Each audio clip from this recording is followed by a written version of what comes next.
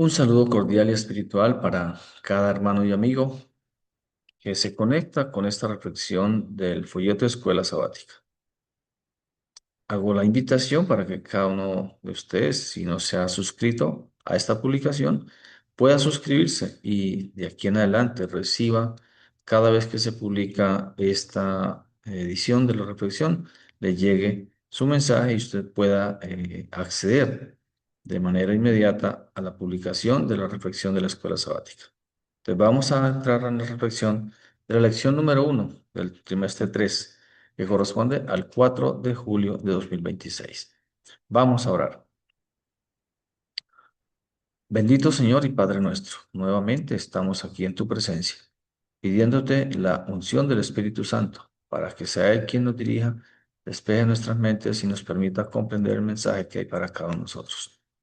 Que tu palabra pueda ser el alimento espiritual para nuestra vida y que a través de ella podamos fortalecer nuestra fe y estar preparados para que cuando la necesitemos podamos recordarla a través de la ayuda y del poder del Espíritu Santo. Gracias por escucharnos, oh Dios. Lo pedimos en el nombre de Jesús. Amén. Amén. Entrando ya en el tema de la reflexión, encontramos el texto bíblico, el texto de memoria en Hechos 18, 9 y 10, y dice lo siguiente. Entonces el Señor dijo a Pablo en una visión nocturna, no temas, sigue hablando y no calles, que yo estoy contigo, y ninguno te podrá dañar, pues tengo mucho pueblo en esta ciudad. Con este texto en mente podemos entrar ya en la reflexión y saber que Pablo sencillamente estaba cumpliendo un propósito que no era de humanos, sino que era un propósito de Dios. Y en el texto podemos ver también que cuando Dios tiene un plan, tiene un propósito para las personas, para cada uno de nosotros, pues ese propósito debe cumplirse y no podemos o no debemos oponernos porque estaríamos despreciando ese llamado de Dios para que cumplamos su propósito en esta tierra como cristianos y como hijos de Él. Y describiendo un poco al apóstol Pablo, mm, resalta pues en la historia y en el tema de la semana que Pablo tenía una ocupación y era que fabricaba carpas, ¿cierto? Tiendas de campaña y que de esta manera él se ganaba la vida y buscaba una forma, una oportunidad para aportar a su sostenimiento en las actividades que él desarrollaba.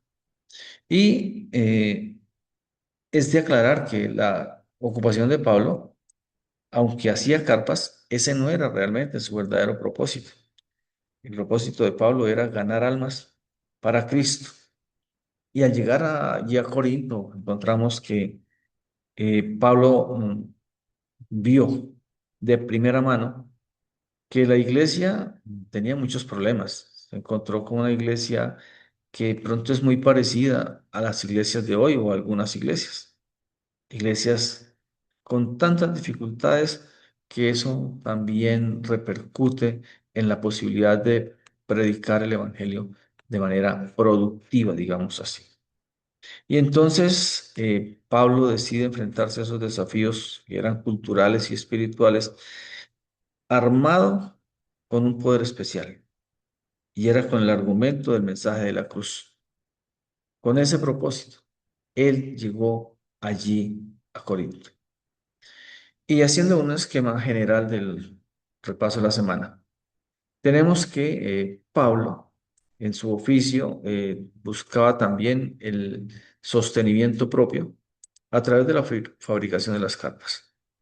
Y lo hacía para mostrar también de que él no era una persona perezosa, una persona que esperaba que lo sostuvieran, sino que buscó siempre la manera de dar ejemplo de la mejor manera.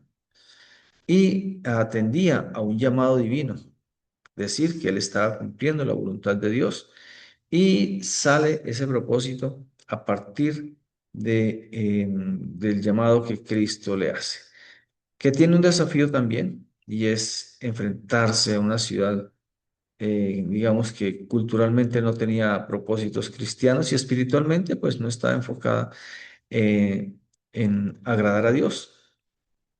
Así que era una ciudad que vivía en los placeres de la vida, vivía haciendo cosas que desagradaban a Dios. Y realmente Pablo se enfrenta a esta situación enfocándose únicamente en presentar a Cristo, a la cruz, ese mensaje de salvación. En medio de las actividades que el apóstol Pablo desarrolla, encontramos que también se desanimó porque el llamado de Dios era, no tenga miedo, o sea, a pesar de que tenga estas dificultades, siga hablando porque yo tengo mucha gente aquí que va a escuchar mi palabra. Por lo tanto, nadie te hará daño. Sigue hacia adelante. Esa era una promesa que el apóstol Pablo la recibió con, digamos, con sinceridad, con gratitud porque le dio la oportunidad de sentir que alguien lo acompañaba. Y de esta manera, pues, mucho pueblo llegó realmente a aceptar la palabra de Dios. Y algo muy importante es que esa perseverancia del apóstol Pablo lo llevó a poder dejar esa luz allí en Corinto y a pesar de todas las dificultades que tuvo, la cruz de Cristo, el mensaje de salvación, transformó esa ciudad, creando una iglesia poderosa en aquel lugar. La manera de aclarar cómo es que el apóstol Pablo llega, dice que hay tres momentos especiales para él. El primero es el llamamiento divino. La historia nos relata que yendo él hacia Damasco, pues Dios se le presentó y en aquel momento el apóstol se dio cuenta que no estaba luchando contra hombres, sino contra Dios. Y ese llamamiento él, digamos que lo acepta en todo este proceso y coloca como su propósito principal resaltar en su vida que ha sido llamado por Dios para una actividad especial. Y en ese llamamiento, entonces, la segunda parte es que se convierte en siervo y maestro. Y a diferencia de otros, dice que él se convierte en apóstol. Y hacemos una aclaración aquí que el apóstol es la persona que va a cumplir un propósito especial al llevar un mensaje, al ir a predicar en este caso algo especial. Y el apóstol es porque es enviado, es porque se va a cumplir un propósito que le encomienda su superior, su maestro. A diferencia y a manera de claridad entre apóstol y discípulo, porque puede salir esta inquietud, aunque ya lo hemos dicho en otras lecciones anteriores, el discípulo dedica tiempo a estar con su maestro, se dedica a aprender, se dedica a estar atento a lo que el maestro disponga. El apóstol es ya la persona que es enviada a cumplir un propósito especial. Entonces, Pablo se identificaba humildemente como un apóstol y como un siervo de Dios, como un predicador y maestro, y su propósito, su objetivo principal era proclamar el evangelio de Cristo a todos los gentiles. Y ahí es donde entonces podemos notar la tercera parte, que es que en sus actividades, el centro de sus predicaciones era Cristo. Así que no había nada que él hiciera donde no estuviera el centro de su vida, que era Jesucristo. Y Pablo lo amaba tanto a Jesucristo que donde él estuviera no podía dejar de pensar, ni de hablar, ni de predicar ese mensaje de salvación que había recibido.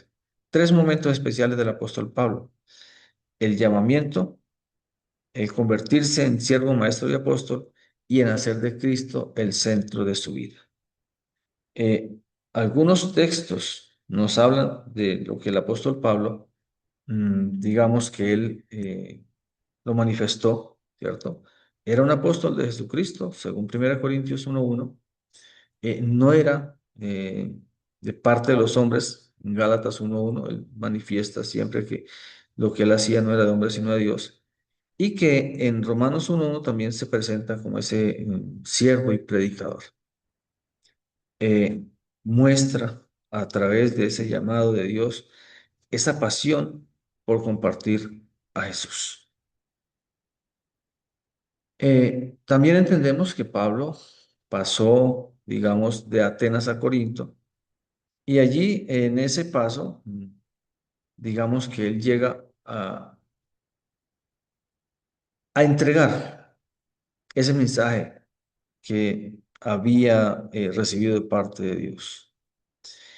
Y Digamos que en Atenas, allí donde también había muchas situaciones particulares, Pablo llegó a predicar en el Areópago y encontró también que había muchos filósofos y personas que estaban interesadas, pero que básicamente no tenían como una intención de recibir un mensaje diferente al que ya conocían, aunque Pablo intentó hacerlo y digamos que encontró oposición y fue poco el fruto que tuvo en ese lugar, porque él también se enfrentó a situaciones de las que pronto en su momento inicial no pudo comprender plenamente y llegó a ese momento de decir, con estos filósofos voy a hablar de manera filosófica, ¿cierto?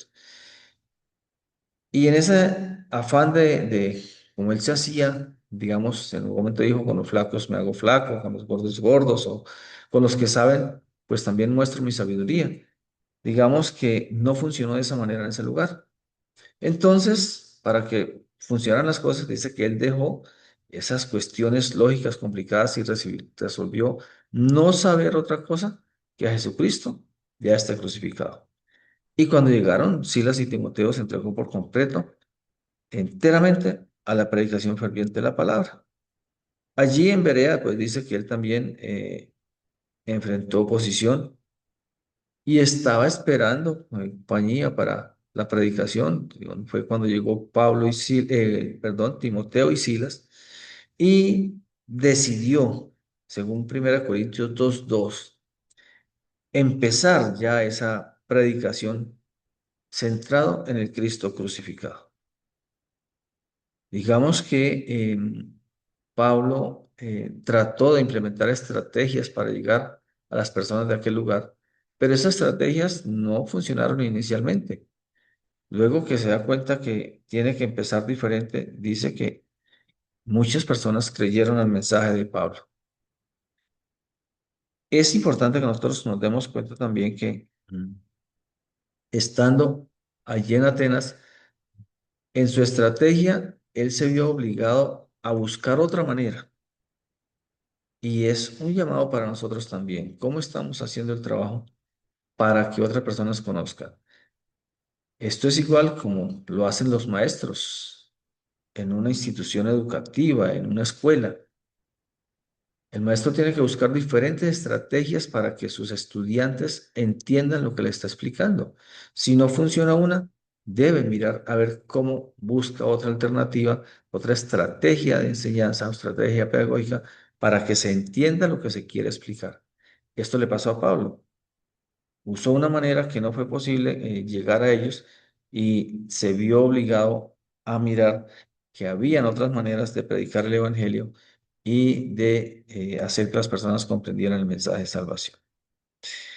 Ya en Corinto, entonces, encontramos que Corinto era una ciudad que tenía dos puertos, por lo tanto era una ubicación geográfica especial que tenía un poder económico y comercial muy grande porque al tener dos puertos pues permitía mucha interacción con otras ciudades y le daba la oportunidad de trabajar en diferentes ramas para producir su economía. Además también tenía un pluralismo, digamos así, religioso. Y entre algunos dioses tenían a Apolo, a Afrodita. Y ese pluralismo religioso los llevaba a enfrentarse a crisis moral y espiritual. Así que tenían una desviación espiritual grande y además estaban arraigados en esos vicios culturales que representaban un reto gigantesco. Y eso, además también de que era un problema en la ciudad, eso se filtró en los miembros de la iglesia primitiva. Entonces Pablo va a enfrentarse a estas situaciones. Y allí en la ciudad de Corinto, pues también había, aparte de ese pluralismo religioso, pues había placeres, libertinaje. Dice que había a lo menos 1.000 prostitutas, aunque parezca una cifra elevada, había 1.000 prostitutas para sus placeres allí, sus orgías y sus cosas que hacían en la ciudad. Había grandes desafíos para el evangelio, pero a la vez era una oportunidad para hacer esa difusión global del mensaje de salvación. Encontramos entonces que Corinto no era una ciudad fácil para predicar y Pablo pasa más bien de digamos, un ambiente un poco rural a un ambiente urbano donde ya tiene que enfrentarse a otras formas. Y al llegar a aquel lugar, pues él busca la manera de que en su mensaje no se pierda oportunidad para dar a conocer a Cristo. Y a partir de ese conocimiento, corregir situaciones que entorpecían la predicación del Evangelio y que desviaban al pueblo de Dios y a quienes querían escuchar de ese propósito de salvación. En medio de todas estas cosas es donde se presenta el momento de, digamos, de desánimo, porque se interpreta que para que Dios le haya mostrado en visión que no tuviera temor, que siguiera hacia adelante, es porque había una situación particular de Pablo donde él vio que su trabajo no estaba siendo realmente compensado. Y por eso le dijo, no temas hacer tu trabajo, ¿cierto? Básicamente le dijo, yo estoy contigo, no tengas miedo, porque tengo mucho pueblo en esta ciudad. Así que es el momento cuando él empieza a trabajar y a hacer las cosas para eh, cumplir con ese propósito que Dios le había encomendado. Y podemos entonces comprender que en medio de tantas cosas que nosotros enfrentemos en esta vida, habrá situaciones complejas que nos llevarán a desistir seguramente, a pensar que ya no hay oportunidad para llevar nuestro plan, pero si permitimos que Dios sea el que actúe en nosotros, ¿cierto? Seguramente vamos a comprender que ahí está la fortaleza de cada uno de nosotros como cristianos. Y Pablo encuentra consuelo en medio de todas estas dificultades cuando, digamos que frente a todas estas situaciones, eh, Jesucristo, nuestro Dios también, le entrega a él esa oportunidad de sentir que no estaba solo, que había que trabajar, que había de pronto que cambiar alguna estrategia y con esta aceptación, con este propósito en mente, dice que su labor no fue en vano. Muchas personas, incluido Crispo, que era el jefe de la sinagoga, y muchos otros creyeron y fueron bautizados. Entonces, digamos que frente al mensaje, frente al llamado de Dios, nosotros no tenemos sino que aceptar esa promesa de ayuda para poder cumplir con el propósito que Él tiene con nosotros en la predicación del Evangelio. Y ya entrando en el tema de las cartas a los Corintios, según encontramos también en la historia, en el folleto dice que Pablo escribió a lo menos 4 cartas a los Corintios, aunque realmente tenemos 2. Pero en estas cartas Pablo aborda varios problemas, ¿cierto? Había varias facciones en lo que correspondía al Evangelio. Había también inmoralidad y también existían los pleitos. Además, en las cartas que él escribe está respondiendo a ciertas inquietudes, ciertas preguntas, y entre algunas que él respondía, estaba respondiendo sobre temas de matrimonio, sobre los dones, sobre el celibato, sobre la resurrección. En fin, él trató de que en estas cartas se le pudiera dar respuesta a las inquietudes de aquellas personas que estaban preguntando qué hacer frente a ciertas circunstancias. Y en 2 Corintios 2:4, Pablo muestra que en medio de todo esto, lo que él hacía, estaba enfrentando mucha tribulación, pero a la vez también encontraba allí que tenía mucho amor también por las personas a las que él estaba tratando de asistir. Y veamos que en medio de todo esto, digamos que Pablo seguía con la fe intacta porque había encontrado en Cristo el apoyo para poder llamar a otros a cumplir con el propósito que Dios les estaba encomendando. Dice que con lágrimas el apóstol Pablo se dirigía a ellos en esas cartas. Se preocupaba porque esa iglesia inmadura se dejaba llevar por las influencias del mundo. Pero él, con ese amor que tenía por sus hermanos, por sus discípulos a los que él estaba preparando, él sencillamente quería llevarlos a una mejor vida, digamos así, en la parte espiritual. Y entonces su propósito sencillamente era que el pueblo comprendiera que tenían que cambiar estilos de vida, cambiar ciertas formas de estar haciendo las cosas, cambiar la forma como estaban interactuando en aquella comunidad. Y el propósito principal de las cartas de Pablo era corregir situaciones que se estaban presentando en aquel lugar. Entonces, Pablo, digamos que pasa siempre en su vida de apóstol amonestando a las iglesias, porque nunca descuidaba a una iglesia. Siempre que creaba una iglesia, después de ir a otros lugares, volvía y trataba de apoyar para que la iglesia creciera, para que no se estancara, para que no se acabara. Y esas amonestaciones de Pablo no nacían del enojo, de la ira con las personas, sino del amor que tenía, digamos, como un papá por sus hijos. Las escribía, las cartas las escribía entendiendo que cumplía con un propósito también del Padre Celestial. Como el Padre le dio ese amor y lo motivó para hacer las cosas, él también, de ese amor que tenía por Jesucristo, invitaba a los demás para que edificaran, para que construyeran y no para que destruyeran y acabaran con las iglesias. Muy importante entender también que a pesar de lo que había en la ciudad de Corinto, Pablo no confió en su propia sabiduría o elocuencia, sino que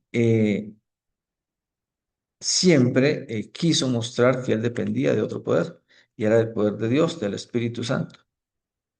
Y para levantar una gran iglesia aquí en aquel lugar, pues en Corinto, sencillamente debemos tener la plena certeza, la plena confianza de que necesitamos depender del mensaje de la cruz, del mensaje de Cristo.